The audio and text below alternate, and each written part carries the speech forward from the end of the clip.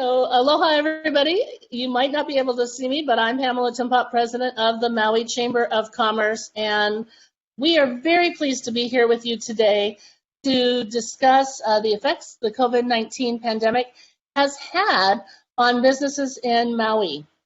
We've had the stay-at-home, work-at-home orders, 14-day visitor quarantine, and really many businesses have been affected.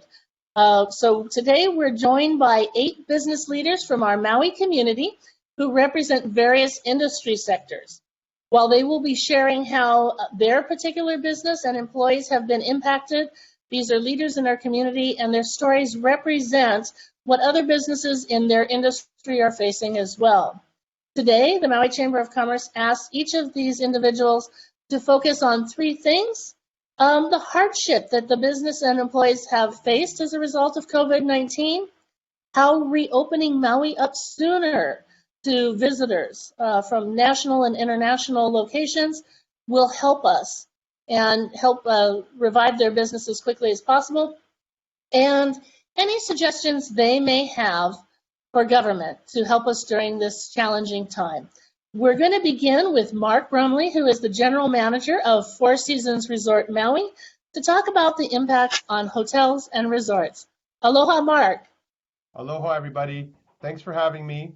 First and foremost, I really want to thank those that I'm speaking to, because I'm incredibly proud to call myself a resident of Hawaii. Throughout this crisis, I felt protected as a person, a father, and as a husband. And I think what we've done up to this point has been best in class, to the point where everyone wants to be here. And I believe now is the time where we need to transition into what is next and how do we face the financial, mental, emotional health crisis that we're about to be facing as we have the public health crisis. Because there's no question that Hawaii has been best in class in controlling the COVID spread and pretty much making it a COVID-free state. That said, we have 1,021 employees here, and over 900 of them are on furlough right now. While it might seem palatable to them now, by the end of July, when the stimulus money dries up, it's going to be a very, very different story. We have in Wailea alone over $105 million of GET and TET taxes over the last year that aren't going to be collected anymore. We have empty employee parking lots all up and down the block. And I am a general manager who really is a people-first general manager. I love a great P&L, but I much prefer a stellar employee opinion survey before anything else. And when you have a business that has been affected like ours, to the tune of over 50% revenue loss, we are going to ramp up our business the same way we ramped down our business, which is we are based on volume. And when the volume is here and the people are here, we will have as many people working as possible. However, without a ramp up of tourism, without any forewarning, without any plan to share with our reservations team, our sales team, and our guests, it makes us feel very in the limbo and in the lurch. And if you look at the last couple of years, from a business perspective, property taxes have gone up, insurance has gone up. That's hit us hard in the pocket. Maui Visitors Bureau marketing has been cut by almost 50%, from $3.5 million to $1 million. And how do you market a location that has come out so aggressively and said, don't come here? Well, it seems like we're becoming very anti-business, and that's hard for us to work in. And I hope it will recover for the sakes of our employees, for the sakes of our local economy, for the sake of the local business that need the employees to be working and need the employees to be emotionally stable for us to be able to support the local economy. So I ask from government if you can please give us warning. We'd love at least a 30-day notice. We'd love to be able to plan so that our guests can plan to come back and doesn't feel like we're starting from scratch. And I think that those would be pretty much my main points to try to share and impress upon those that hold the power to put us back on our feet. Mahalo, Mark. That was really good points, and thank you so much for sharing. I think that, again, as you pointed out, we've really fought for visitor industry marketing. I know you were a big part of that, because we understand that when things come back, this was a global pandemic, and every visitor industry is going to be repositioning themselves and competing with our industry, and you represent the industry we are most dependent on for our economic vibrancy and health. So thank you so Thank you. very much for sharing. You're welcome. All right, next we are going to go to Buddy Nobriga. He is the operation manager of the frozen division of Maui Soda and Ice. This is a long-standing local company who has been serving our community since 1884. And he's here to share about the trickle-down effect and what has happened to his and other local businesses through the COVID-19 pandemic. Aloha, Buddy. Aloha, Pam. Thank you everybody. Happy to be here, happy to support. Just following up on that, we've been around for 136 years. I am fourth generation here at the family business, and even my uncles who are still around and getting a little older, although they don't like to admit it, have never seen something of this nature, never seen the effects. We've been through world wars, the Great Depression, and this is by far the hardest hit thing to our business in our history. So that says a lot. I will say things that we're facing. We're a distribution and production company, and we can't even get suppliers to give us the normal products we would to produce Rosalani ice cream. We have delays in shipping, which definitely hold back our customers, which are all pretty dependent on the tourist industry as well. I know there's a lot of outspoken outreach about not bringing back tourism, a lot to Mark's point, but we're dependent on it for a reason. Our families have worked really hard to get out of the plantation era and into a new era, and I would strongly agree that we need to diversify, but let's get back to what we do great first and work on that before just cutting off the golden goose. Again, I can't touch on how interesting this time has been with the endless amount of supplies that we depend on to come in and then redistribute out. And we have employees been with us for 46 years. They are a part of the family just as much as I am. So, and they have to redo the relationships and redo their entire life's work and how we approach every situation with the same old customers. And the one that get hit the most is usually the local based businesses. The big guys, they're gonna be okay, but us local-based businesses are the ones that are really on the forefront. And I would agree with Mark. 50% is a strong number. I don't think we were prepared that we were that dependent on outsiders from our business standpoint. But there's a lot of businesses that aren't going to come back from this. It's hard to say, and we want to, looking at the questions, ramp up visitors to come back sooner because we don't want to lose any more.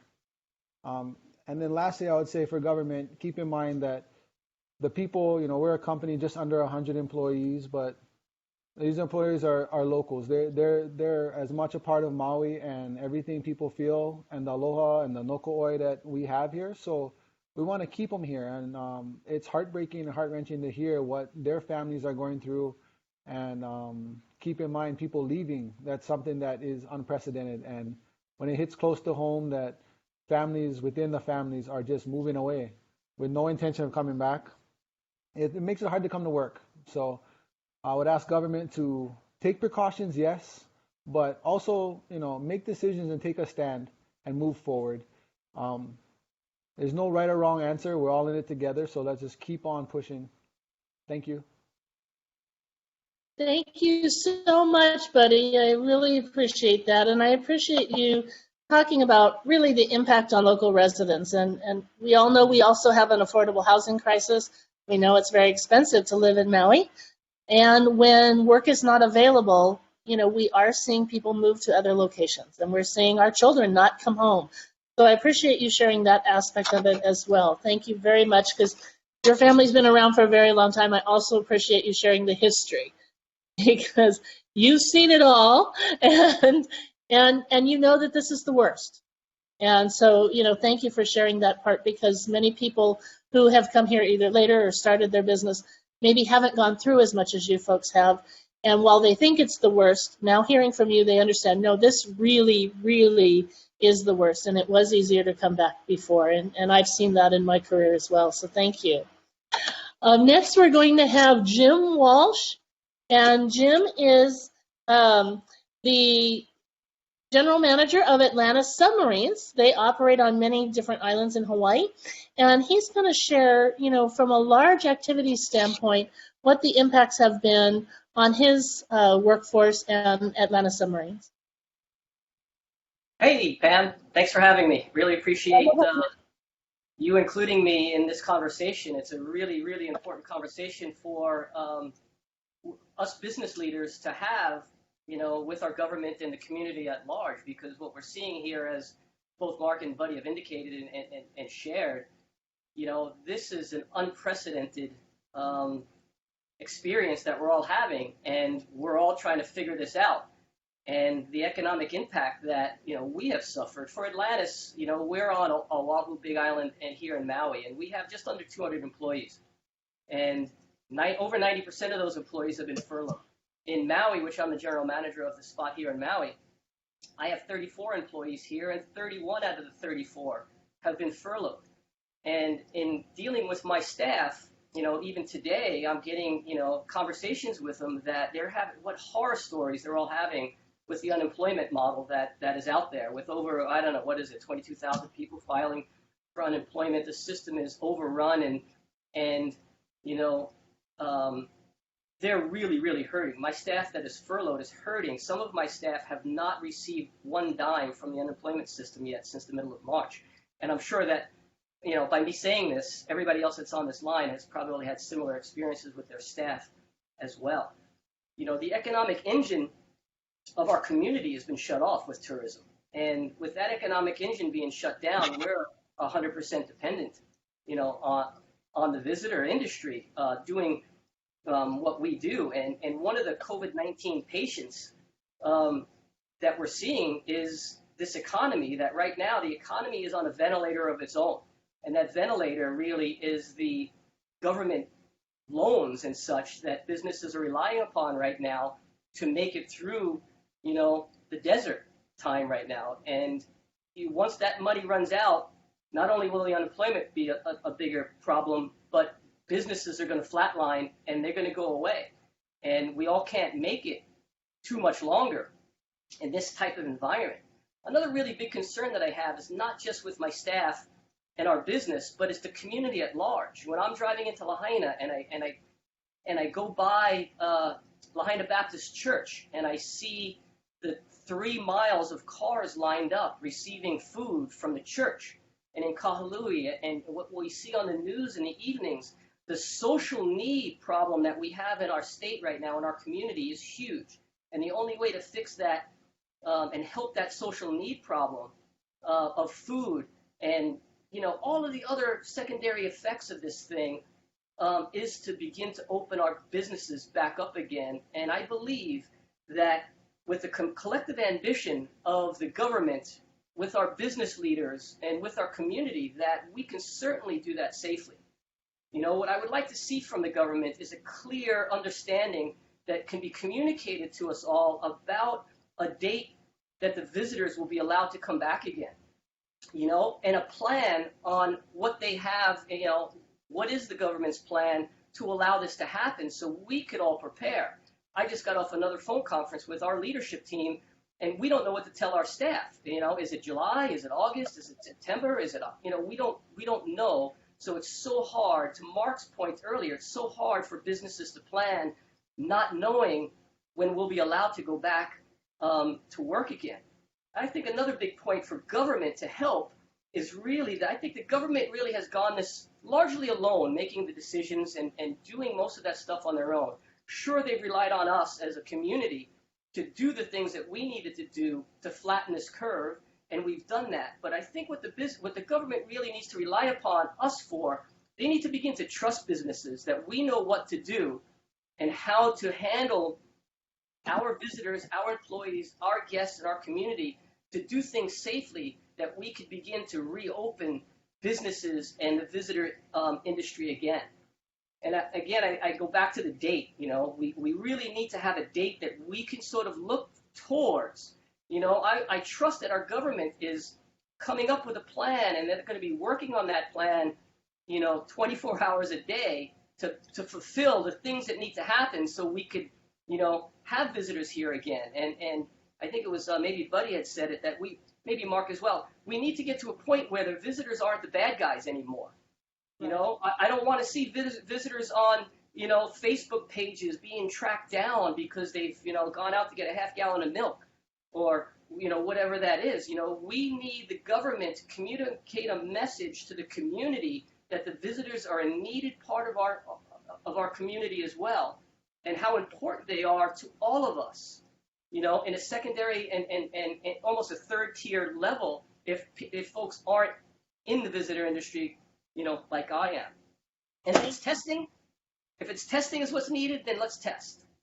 And I know my time is up, and I could probably. Yeah. No, thank you, Jim, and I appreciate you sharing too. I mean, there are a lot of mixed messages right now that's being put out, and of course, visitors are coming here because they love Hawaii and they love Maui, and we do welcome them back. And I know sometimes fear overruns. Sometimes, it scares people, and maybe they act out in ways that really isn't part of our culture and part of that aloha spirit that we know, love, and share so often. So thank you for sharing that, Jim. And one of the things that we've been sharing is, and have shared with chamber members, is there is a matrix that deals with how we look at changing conditions and make sure that we have health and safety measures in place. And the advance notice of when we're looking to reopen up is very important, and I think everybody shares that. And what we're trying to promote is broader understanding of the matrix that on a state level, some of us have seen, including myself, for weeks, and yet that isn't being shared with the public. So, I hear your frustration and your concerns, and I appreciate you sharing that, because we need our governor and our legislative team to understand what businesses are looking for. We're all part of the team. We're ready to go. We're ready to do our part. But I appreciate you sharing specifically what you need from them so that you can best prepare, best help your employees prepare, and know when we're going to reopen up and how to make decisions in the meantime, as we're understanding many businesses, even with some of the financial help they've got, many businesses may only have one shot at reopening because they've already got some financial assistance, so they have to time things right. Because if they time it too early and we have to pull back for any reason, they may not be able to survive that. So thank you so much for sharing that. I appreciate you. All right, I'm going to, next up, I'm going to invite Cassie Aquina Ancog. She's the General Manager of Aquina Tours and Transportation. And Cassie is here to share with us what she and her business are experiencing in the tour industry. Aloha, Cassie.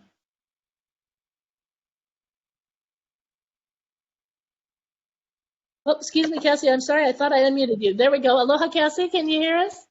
Yes, aloha Pamela, and thank you everyone who's shared their experiences so far. It sounds like we all collectively have the same situations and ideas on what needs to happen. Specifically for my company, we're ground transportation tour and support service. We provide school bus service for private schools, Kamehameha and Seabury, and our other division is the tour side. So we're affected on both ends. Mid-March, when everything had come to a halt, we were told immediately. We had a group of 3,500 people staying in Wailea, an association, and a day before the program, it completely shut down. And same for school after spring break. We were told that school wasn't returning, so we went into immediate, protection mode, furloughed all our employees. But my immediate concern was for our employees. We are, family owned and operated. I'm third generation. Our business has been in service since 1928, so 92 years. And we run our business like a family. So my biggest concern was to make sure that our employees were able to collect unemployment. They had food. We did whatever we could to make sure that they felt safe and that there was a job, at the end of this. This hopefully is short term. We committed to covering all of their medical because in this point in time, I didn't feel like, that was something that was negotiable. We would do whatever it took to keep our employees safe and cared for. So, doing all of those things, applying for PPP, the EID, which we received. However, now, focusing on priorities on what to do next, making sure that we are here for the long haul. My goal is to at least have our company go into 100 years. And so, that's my goal, and I want to be here, hopefully for the next generation if they choose to.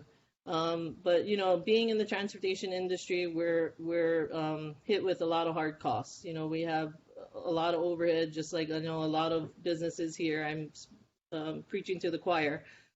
But it's survival mode, and the biggest thing is now positioning ourselves to reopen. And like everybody has mentioned prior to planning that, contacting our clients saying, hey, what does it look like?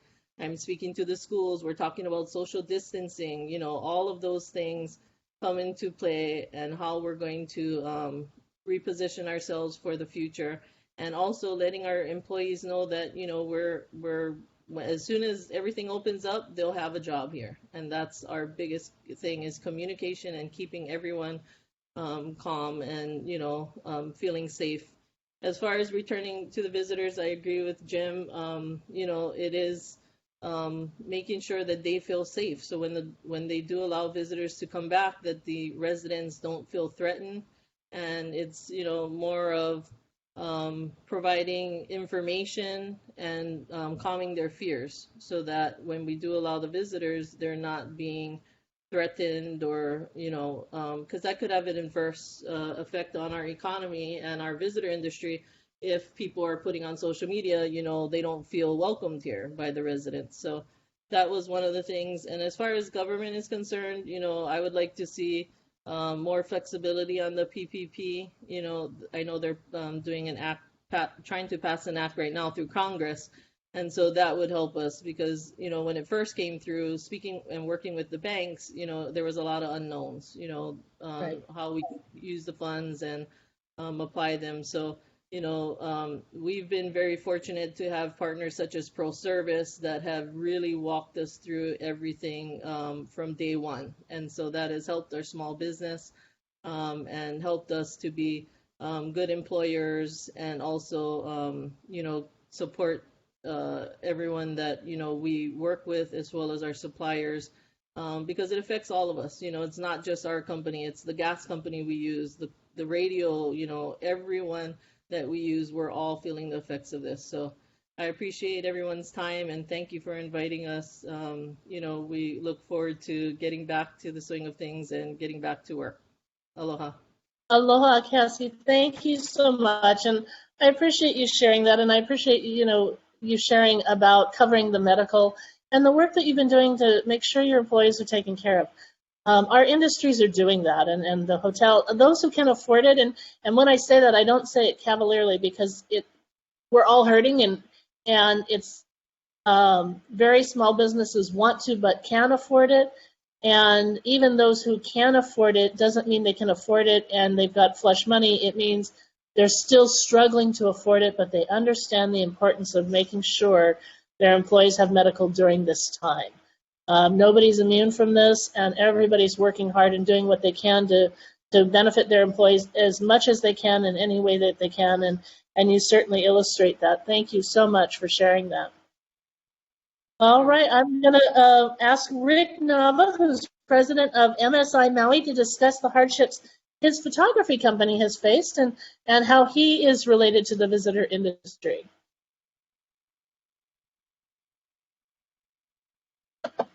And it's taking just a minute to unmute Rick's. Maybe, Rick, I might have you muted on your end. I can't seem to click it off. There we go. Okay, thank you, Pam. Yes, MSI Maui is actually, we've been providing photography with our visitors in the luau since 1983. All the way up to 2007, 2008, we had actually over 70 employees. And when the economic downturn, I had to make a lot of adjustments to the point where I was able to continue the businesses with 20 employees. Of course, with what happened, like we all said, this is something that none of us ever see coming. Um, Fortunately for me, to be honest with you, I've actually been following the COVID-19 since December. And back in February, when I saw this article on Time Magazine about the, Wuhan shutting down and all of that, I started having my employees using the sanitizer and all of that as we were taking photos, meeting the people at the old Lahaina Luau. And it got to a point where even my employees got scared. My company is 100% dependent on the tourism industry. And when the old Lahaina Luau and Pisa Lele shut down, it was like time for me to also start following my employees. I'll never forget on March 12 when I received over $100,000 worth of photography cancellation, and it was just like, this is not happening. And so I made up with all my employees. I told them I will, support you with whatever it is you need. I'm willing to pay for your, for 2 months of your medical pay, and let me know how I can help you with your unemployment. Well, as we all know, unemployment was just crazy. I mean, some of my employees actually are still waiting for their unemployment. I finally got an unemployment check last week. And for those of you, maybe if you don't have, your employee haven't received anything yet, what I actually did, what I had to do, and this is where I'm really frustrated about, is that we have people that's never used, probably never used computer, and they can't get through with making a phone call. So I wrote a letter to Governor Ige, to Josh Green, I can't remember the gentleman's name in charge of unemployment, and all the legislature here on Maui, where basically I told them, what are you guys doing? I understand that the system is old, but can't you at least set up a system whereby when a person calls, they could at least have somewhere where they could leave a message. If a small company such as me can set up a system where I can respond to it with auto respond, why can't you guys do that? Similar to an email, why can't you guys do that? Because we have people that are frustrated calling every day for 5-6 hours and can't get through. So, to me, that's part of the frustration, the anxiety. People are taking on additional debt because they're not getting their unemployment check that they're supposed to be receiving. Definitely opening the visitor industry would be very helpful. But as we all know, every single one of us here on Maui will be affected, one way or another with the visitor industry. As I was telling my friends and my wife, even though our son-in-law works for the county, because my daughter, the wife, is working for a hotel, because her income has been diminished tremendously, it is affecting that entire family. And again, what I'm afraid of is that once our visitor starts to come in here, and again, as we said, if they don't feel welcome coming to Maui, we're going to lose them. And all along, I have said to my employees, to the people that I meet with, is that the island is very beautiful, but most of these people, they don't come to the island just because of the beach. They actually come to this island because of the people, the aloha spirit, something that they don't see anywhere else that they go. So they come here. I know people that comes back here to Maui every year, and that's what they tell me, is that we feel good about coming to Maui. It is so peaceful, and everybody that we run into, they're very friendly, because there's no such thing as bad neighborhood. So that's something that we should continue to promote, the aloha spirit that we have. As far as suggestion from the government, I believe Jim said they need to look at the business issue. The business people know what we need to do. They know what is out there. They know how to take care of the employees as well as the visitor.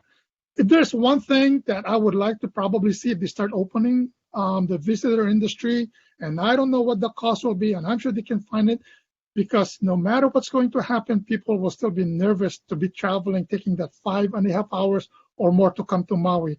Maybe before they board the plane, they'll be tested. And once they arrive here in Maui, they'll be tested as well. Again, it might be some kind of comfort level that probably people will still be nervous, but at least we have an idea who's coming into the island. Um, but my one thing definitely is that they need to take a look at that unemployment. People are so disgusted about the whole thing. And for me, as a small business, it's going to be very tough for me to probably reopen. I just found out today that 3 of my employees moved back to the mainland because they can no longer live here on Maui. They moved back to their parents in the mainland. And as we all know, part of the problem or running a business, especially small business, is finding good employees. And if I lose 3 of my top employees back home, back to wherever they came from, trying to replace them as we look into opening, it would be a big challenge for me. So that's something that I will now have to reconsider as I move forward to looking into reopening and running my business. So Thank you, Rick. Thank you so much for sharing that. That is something that we're seeing, and more we're hearing about it. Dr. Carl Bonham of UHERO has spoken recently and said, we are seeing more and more people leave the islands, and as economic recovery picks up on the mainland and people are still not back to their jobs here in the islands, we might see even more. So we're already at a very high level. So appreciate you sharing that and the hardships that you and your companies face. And of course, yes, everybody is echoing, and we can't say it enough. We have to have smarter systems. We have to take care of unemployment and help our people, and that needs to be done immediately. It should be something that should have been a top and first priority, and we're still not there. We're still not there yet, but we're working on it. So thank you again for sharing that. Next, I'm going to ask Brian Yano to please share with us. Brian is the general manager of the Outlets of Maui, but he's also involved in many retail locations throughout Maui Island, and he has seen the difficulties that retailers have faced. So aloha, Brian. Thank you for joining us. Aloha, and thank you for having me. So I oversee 12 properties in, Kahalui, Wailuku, Lahaina, and Kaanapali. But, luckily I have grocery anchored or essential business anchored centers. So out of the 12, 10 of them virtually never shut down except for the retail portions of it. When you're talking with the outlets in the marketplace on Front Street, these were severely affected and literally were completely shut down during this. And although we're allowed to reopen, it's taken a toll on a lot of the retailers, mainly what Rick said. A lot of employees laid off, furloughed, and trying to bring them back. Stores can't open on the days that we're allowed to. It's taken them weeks to get employees, to get the PPEs and the plexiglass. And while they're doing this, they're not paying their rent, so our property owners are losing revenue. They still have to pay the expenses and the ground leases and the loans on the building, and the utilities. So it's been, we had to change the way we manage our properties to a point where we're actually negotiating between tenants and landlords rather than actually managing the properties. But now, as we're starting to open up, and we're lucky that we're one of the first ones to open up, is getting all the properties up into compliance with what the state and the counties are requiring, which takes additional monies, which we don't have earner notice for, but it has to be done to get these tenants in. I think the biggest thing now is if we don't have the tourist industry come back, even on malls like Maui Mall, which are only 30% reliant on the tourists, but it still impacts us on sales. If we don't open up the visitor industry, a lot of these smaller businesses are going to shut back down. Even though they're open now, they're seeing some business trickle in, but I don't think it's enough to carry the salaries and expenses of their businesses right now. That's pretty much up in a nutshell on retailers. I mean, the restaurants are now opening, but very slowly, and I don't think a lot of the major restaurants are going to open until hotels come back. And same with a lot of the stores on Front Street. A lot of them I talked to will not reopen until the hotels come back, and that might be a while. Yeah, thank you so much, Brian. If you had a recommendation for government, what would your recommendation be? We just need to move forward, and hopefully what they're saying, they're going to allow travel back in and open the hotels back up. I think that's what we need right now to get this economy back going. Fantastic. Thank you so much. I appreciate you joining us today. Next, we're going to ask Charlie Neal and Michelle Essling. They are with Scuba Shack to talk to us about what they've experienced in their business, which also includes a retail operation as well. Let me open up the mic to Charlie and Michelle. Hi. Yeah, we've had the same type of impact as a lot of these other businesses have. We are 100% tourist driven. So when things shut down on the 20th of March, our entire business shut down. We are owner operated, so our source of income is our business, which got shut down. So we pretty much have no income at this time, which is kind of frightening. We were able to apply for the PPP loan and also the Chamber of Commerce loan, which is helping us a lot. However, when we're looking at the future, we truly believe that if the tourists aren't here, there is no business for us. And so getting tourists back on island is the thing that is going to save all of us. Thank you. You know, this is an economic impact for everyone, but you also have to think about the mental impact that this is having on people every day, not knowing what the next day is going to bring. And, you know, that kind of keeps you awake at night sometimes. So we need to look at the broader picture here and not only look at, you know, the fact that COVID-19 is out there. We've handled that very well on Maui. I think we've all learned how to live with it. I think if we're careful and keep doing what we're doing as tourists come back, I think that we'll be fine as long as we follow our guidelines. And like everyone has been saying, people come to Maui because of the feel of Maui, and we have to make sure that they feel that way when they do come back, because that is why they come here. But, you know, if we keep putting this off, saying, well, wow, what if tourists bring COVID-19 in? We can wait forever because it's not going to go away. So the state and the counties and the retailers, our voices need to be heard, and we need to move forward, but just do it in a way that we can all feel safe and make tourists feel safe when they do.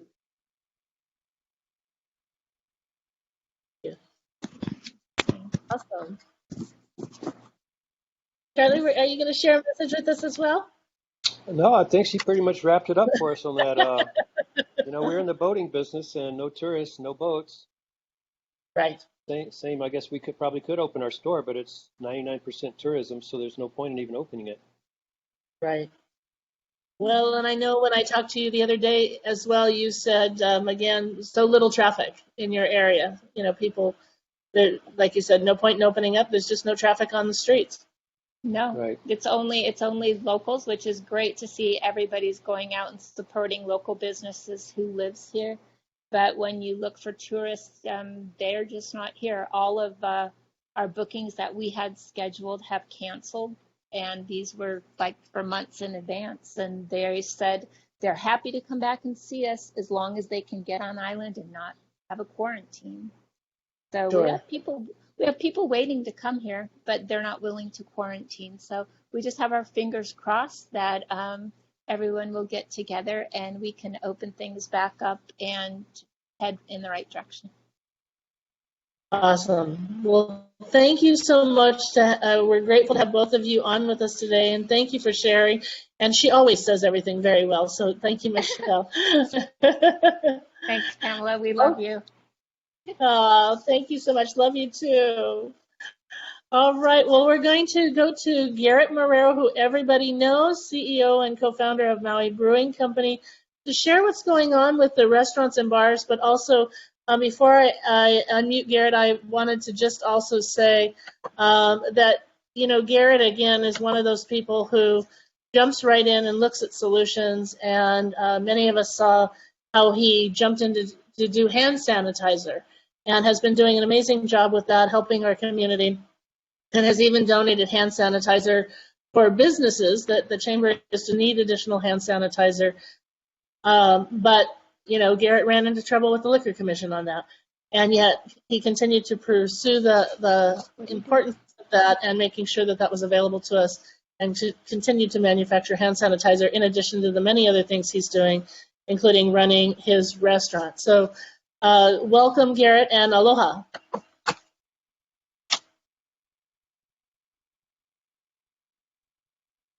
Okay, let's see, I'm unmuting from my end. There we go. Fantastic. Cool. Aloha, All right. Garrett. Aloha, Pam, and everybody here on the call, and of course to our council and mayor and legislators. Thank you for giving us all this time to talk. That was quite an introduction, Pam. Thank you. I will try to not be as much of a lightning rod today. But yeah, I think we are all saying a lot of the same things, and so I don't necessarily need to echo them as much, but I'd say, taken from the top, the hardships that we're experiencing are very much the same as everyone else.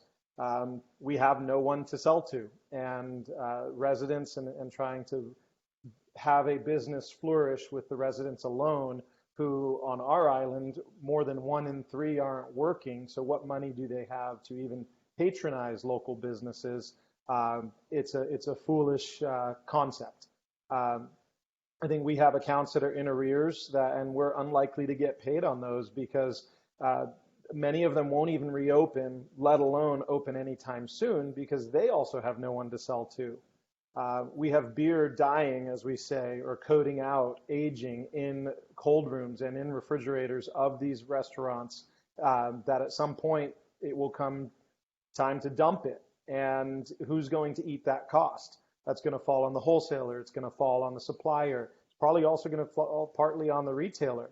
And with Maui County being so ridiculously slow to act and comply with the governor's executive order, we only got the ability to deliver beer, a week ago? So we were robbed of 7 weeks of opportunity where restaurants could have been open, could have been delivering, helping to keep people at home rather than driving to the store to get their beer and then also to the restaurant to get food. It was so foolish that we have a home rule system on liquor especially, and that needs to go away immediately. We need a much more efficient system. I'd say that's where I kind of move into unequal application of law across the state. And this, again, refers primarily to liquor. But when you run a business on multiple islands and every island has a different compliance structure, it's ridiculous. It's anti-business. It makes it difficult to operate and impossible to comply 100%. That needs to change. I think we have fragmented and we're seeing a lack of leadership across the state. And this is exacerbated by those same home rule issues. I talked about it this morning. Pam was on another call with me too. The no plan that we seem to have doesn't really allow businesses to react appropriately. Business owners we're risk takers. We're problem solvers. If you bring us the issues, we are going to break them down and say, here's how we can make this work. That is not something government is typically known to be able to do. We want to be involved in the solutions. We don't want to be a problem. We all in our hearts want to see Hawaii flourish and come back, but you can't rely on advice from one business owner on one island. You got to incorporate all of them. If you're going to allow home rule and county-specific interpretation of state law, then you need to incorporate everyone from every county to be able to influence some of these decisions. And again, I'd like to remove that home rule. I'd say going back to, how will reopening Maui to visitors sooner help? Is there anything else that helps? There's already no one to sell to. 1/3 of our population, like I said, is not working. Mark my words, that's 2/3 by the time the fall rolls around and we haven't been able to reopen. So imagine 2 in 3 people walking around not working. And the other 1/3, largely government. Do we need a government of 30% of the population to administer those services for 2/3 of the people who aren't working? That starts to talk about right-sizing government as well. I think the only way we reopen is with tourism. We need that. We do need to diversify economy. It's something I've been talking about for years. There's no question about that. The time to do it is when our ship has been righted and there's money and there's tax revenue and there's people who can stop worrying about can I pay rent and instead focus on the future. We want to be part of that solution as well. So involve us. I'm an idea guy. That's what I do. And so I love the concept of diversifying this economy. We constantly run into government issues anytime we try to do something outside the box and dive deeper. So now that it's pretty clear we need to do that and it's universally accepted, let's diversify the economy, but let's get this one back on track first so that we can evolve this thing going forward. We need to be safe, we need to be responsible, but we need to open. And without that, there is no chance of Hawaii coming back. So I think we're in the midst, obviously, of a huge economic disaster. The inaction that we're seeing will only continue to deepen that wound. I would argue, and many people have heard me say this, we're literally at the beginning of the problem. COVID-related health issues and deaths will pale in comparison to what we will see if we do not act now. That's polarizing, I know, and I don't want to be insensitive because, believe me, I've been impacted personally as well. This is something that we absolutely understand the severity of the issue, but fear cannot be the way we operate. We have to operate as leaders. We have to stand up and we have to find those solutions. And there are safe and responsible ways to do that. But punting the ball further down the road every couple of weeks helps no one. So setting a date, sticking to it, making a decision, that's how we're going to help move forward. And that takes true leadership. Am I at my time or? I was going to say, if you want to get in one quick thought, yeah, and then I'll wrap up for a bit. One quick thought. It's about that long on my notes, but I'll make it short. As far as government, I think we need to get bureaucracy out of the way. We have substantial problems at a systemic level in a lot of our government organizations here, and that needs to change. I've been a champion of affordable housing for years because even prior to this, when everyone was in their heyday, we weren't paying attention to where are people going to live. And if they don't have a place to live, we don't have employees. We don't have team members who can even service the tourism. So that is a big issue. I think allowing for, I have just a couple ag things, broad scale cultivation of hemp for CBD purposes, there's substantial new channels of economic value for value added agriculture. All business owners should be thinking about the homestead exemption laws. Right now, we all have our lives and our houses on the line every day. The guarantees on leases and loans that small business owners are subject to, it's extremely risky, and it's an insane amount of leverage that lenders and lessors have over us every day. We need to amend that homestead exemption so that at least we're not made homeless because of the lack of tourism and the lack of action to reopen the state. And lastly, too, I know some others touched on it. It was shameful to see rocks being thrown at anyone who looked like they weren't from Hawaii.